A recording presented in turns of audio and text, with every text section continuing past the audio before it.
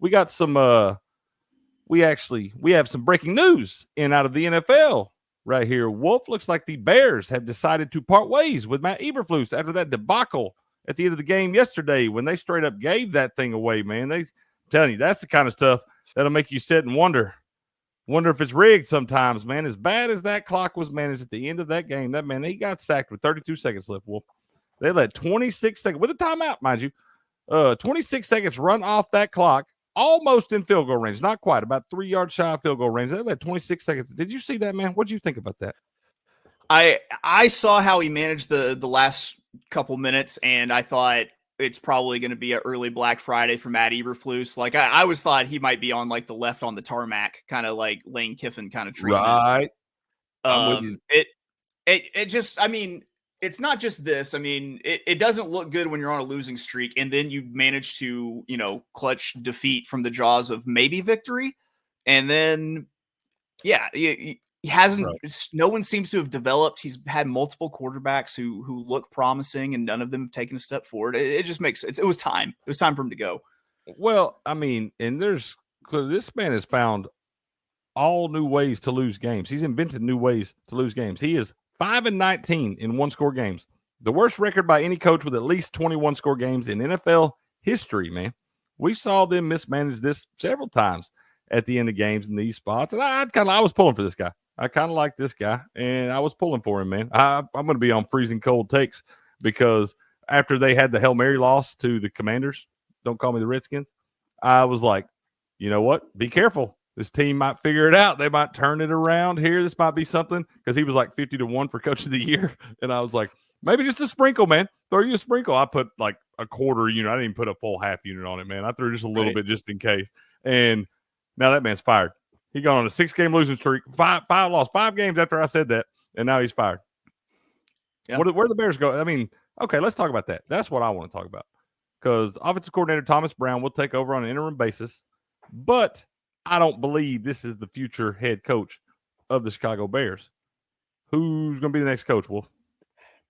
You know who I could see having the big enough ego to want to walk in to a place where, yeah, they had the Super Bowl in '85, but really outside of that, hasn't really been that successful of a franchise. Someone who has like the cojones to walk in and say, I'm going to turn this team into a winner, Bill Belichick. And he's going to be the first name that gets tossed out for it too.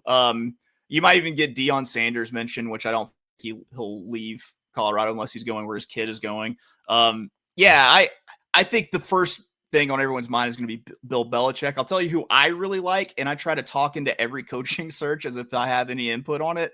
I love Joe Brady at Buffalo. I think you love that guy, man. Yeah, I've heard you say that on here before. I with his little nothing wrong with that. His little thin gold chain. I love it. I love everything about it. And if he wants to be a head coach, he's someone I'd be like anxious to give a shot to. You know who, if I'm the Chicago Bears, you know who I'd be on the phone with right now, man? Mike Vrabel. I'd be on the phone with Mike Vrabel right now. I'd go in there. That man's old school. He likes smash mouth football. I'd take it back. I'd be like, we're going to take the Bears back to the 80s. And we're going to be that type of nasty defense. We got Caleb Williams. You can work that. That's as good a quarterback as he's had ever. Right. Could be. Not yet, but could be. I know Caleb's struggled in spots, but let's remember he's a rookie. And I was not supportive of this guy coming to the league. I thought he was going to be absolute trash, bust, all that. I said all those things. But that guy has gotten better. That guy's a football player, man. It's in there. And you get the right coach and coaching staff in there with that guy. I mean, he's going to be a player in the league. There's no doubt about that. But I would bring in Mike Vrabel, and I would just be like, we're going to be defensive first. We're going to be nasty. We're going to hit you in the mouth. Get those fans excited again, bro. I'm telling you, I think Mike Vrabel would be a great fit in Chicago.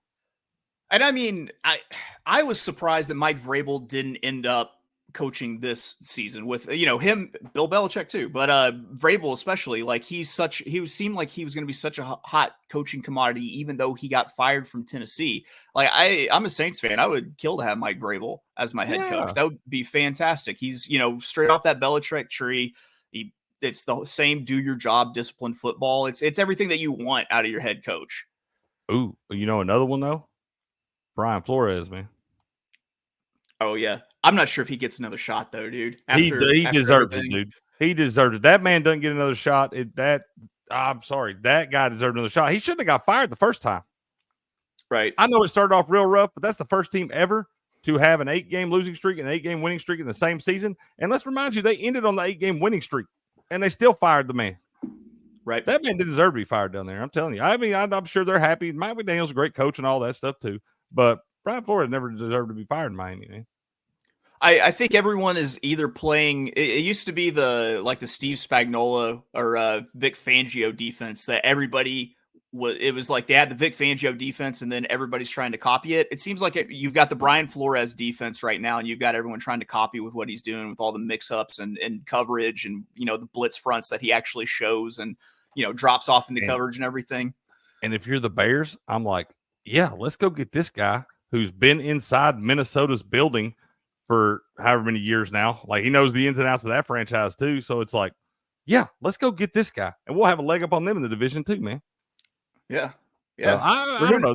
There's a lot of different names that are going to get thrown at this job, and obviously it's early. This news broke within the last hour here, so it's very fresh on everybody's mind. But I mean, I'm sure, like I said, I would already be on the phone with a few guys.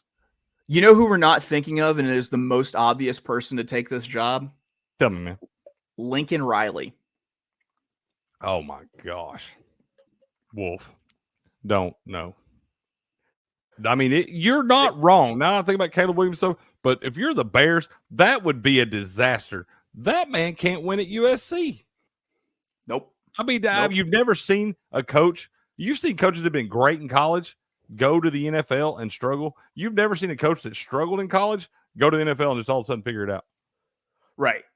I think the thing is, what it seems like the league has really started getting into pairing up their college players. You had Jamar Chase and Burrow, and you have other people that are drafting. They'll take the quarterback and they'll take the wide receiver the next year. Maybe moves on to the head coach now. I mean, you saw they won a lot of football games with Caleb Williams. I'm sorry. You know I love you, man. I respect all you say. I do. They may do some stupid shit like that as a publicity stunt, but if they do, that would be such a Bears thing to do. Oh yeah, it would be a terrible hire, 100%. And I think I'll be honest with you. I think he's going to be available for too long, man. He's going to be unemployed. Yep. If he ain't, he ought to be, man. I'll tell you what they've done out there. That program's they've gotten worse each year, man.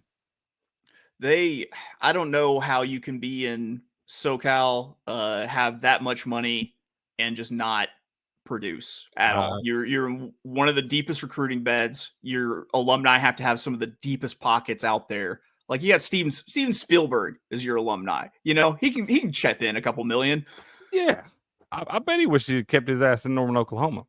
However, we digress, man. We're going to wrap up this about Eberflus. Let us know what you think about all this down in the comments below. Tell us, is this good move by the Bears? I think most people are going to agree on that. What's next for the Bears? Who's going to be the next head coach up here? Let us know what you think in the comments, man. We'd love to hear your thoughts and all that. And please like and subscribe to the channel. Come back next time.